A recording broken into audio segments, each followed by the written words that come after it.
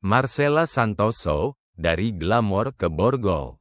Kisah advokat viral yang membawa skandal ke lapangan hijau hukum. Dari panel pengadilan ke judul berita.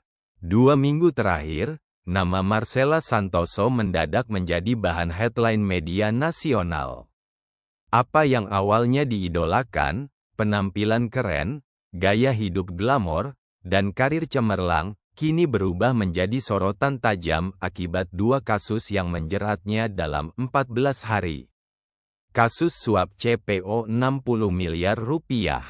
Pada tanggal 12 April tahun 2025, Kejaksaan menetapkan Marcella dan Ariyanto Bakri sebagai tersangka dalam kasus suap senilai 60 miliar rupiah untuk Ketua PN Jakarta Selatan, Muhammad Arif Nuryanta. Uang itu diduga digunakan untuk memuluskan vonis onsleg, alias bebas untuk 3 raksasa korporat, Wilmar, Permata Hijau, dan Musim Mas, dalam perkara ekspor CPO. Kasus obstruction of justice, mancapkan cerita skandal. Hanya selang 3 hari, tanggal 22 April Marcella kembali ditetapkan sebagai tersangka dalam kasus perintangan penyidikan.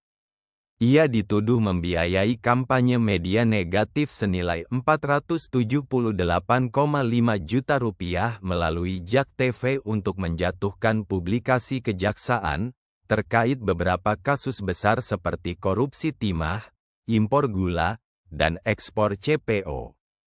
Gaya hidup glamor, bola penuh kontroversi. Marcella dan Ariyanto bukan sekadar pengacara, mereka memasuki zona publik dengan gaya hidup hedon, pose di depan Ferrari, dan portofolio klien elit seperti Rafael Alum, kasus Sambo, hingga Brigadir J yang lalu. Peneliti hukum bahkan menyebut tindak pidana pencucian uang, TPPU, bisa dijerat pada mereka karena aset mewah dan cara defisiensi keuangan.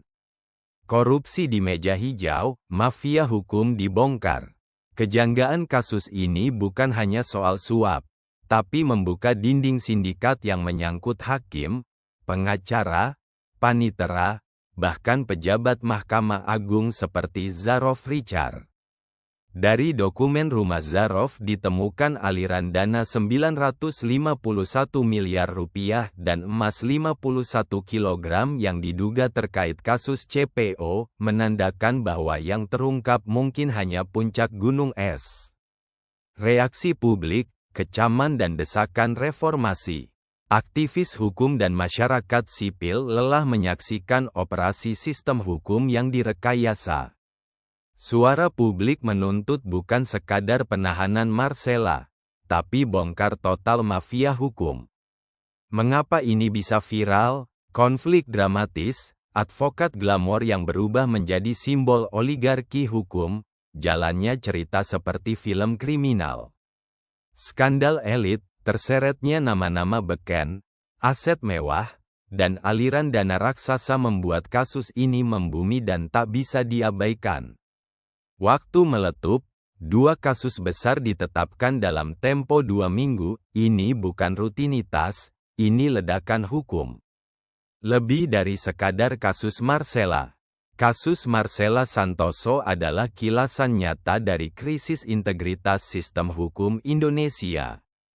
Dari pengacara bergaya glamor hingga dugaan aliran dana puluhan triliun, ini bukan sekadar drama, tapi alarm bahwa hukum bisa disalahgunakan oleh orang yang memahami celahnya. Lebih dari sekedar menonton, publik kini menuntut reformasi total, pengawasan lebih ketat, transparansi maksimal, dan hukum yang benar-benar adil tanpa pandang profesi ataupun gaya hidup.